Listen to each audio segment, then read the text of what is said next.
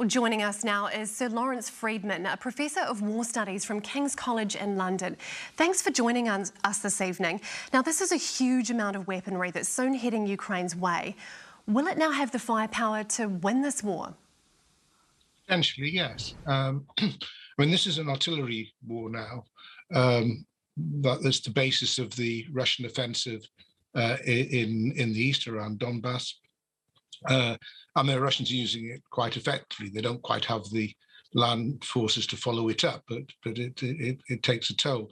The American howitzers that are coming in are incredibly powerful, with far longer range than anything the Ukrainians have got. So with all the other weapons that are coming in, drones and tanks and anti-tank weapons and so on, this is, I mean, the game has already changed against Russia, but this is going to reinforce the vulnerabilities of the Russians. So you think the Russians will lose now? How long do you think that will take? Well, they won't win.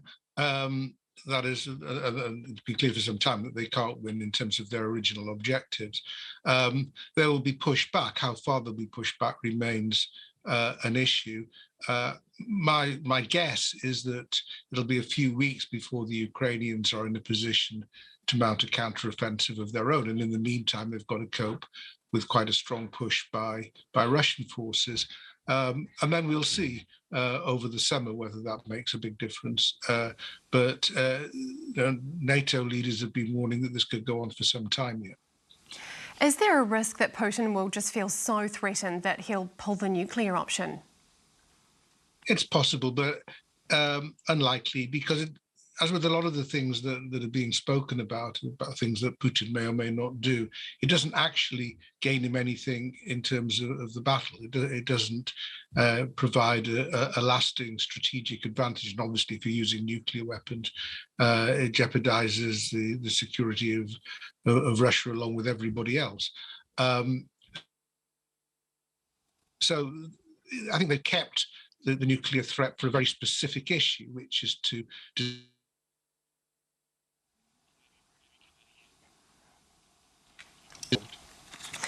Sir Lawrence Friedman, thanks so much for your insight this evening.